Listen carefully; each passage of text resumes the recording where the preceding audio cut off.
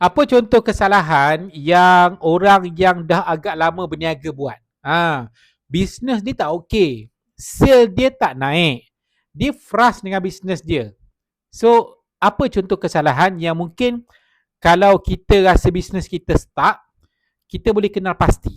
Okay, siapa yang belum lagi subscribe, saya nak minta untuk tolong subscribe channel saya ni, sebab jumlah subscriber macam 50,000 kan, tapi yang orang baru subscribe macam kurang daripada 10%.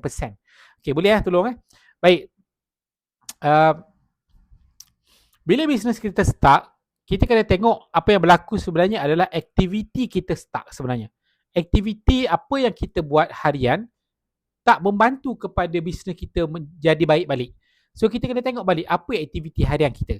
Katalah kita ni buat bisnes part time. Kita kerja 8-5. So 8-5, kita kena tengok balik 8-5 tu apa yang aku boleh buat. Ada setengah orang cikgu apa semua, ada setengah yang tak boleh pegang handphone.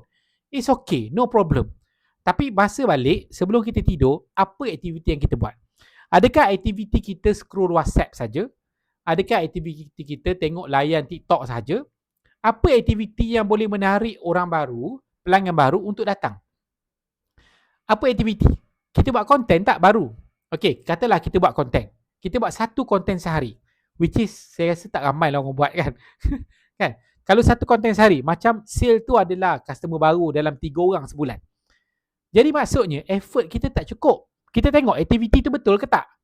Okay, aktiviti tu memang betul lah. Jenis aktiviti yang betul. Tapi cara kita buat aktiviti tu betul ke tak? Video kita tu convincing ke tak? Okay, video kita convincing. Jumlah video cukup tak? Jumlah video cukup tak? Tak cukup. So, kena gandakan jumlah video. Betulkan teknik. Ramai orang, dia buat bisnes lama-lama kan? Result dia, hasil dia sama je.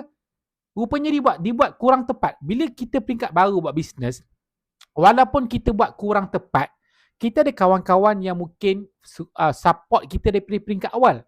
Tapi bila lama-lama, kawan-kawan ni dah biasa dah dengan kita. So, kita nak menjemput market baru, kita kena upgrade kita punya teknik marketing. Quality marketing kita. So, jadi kita kena tengok orang yang buat jualan banyak, apa yang dia buat? Macam mana dia buat? Jadi, kita banding dengan kita. Kita buat macam mana? Kita buat banyak mana? Tak banyak dan buat pun tak pada standard itu. Maka, patutlah hasil kita kurang. Jadi cuba tengok daripada sudut itu, analisa dan upgrade kita punya tindakan.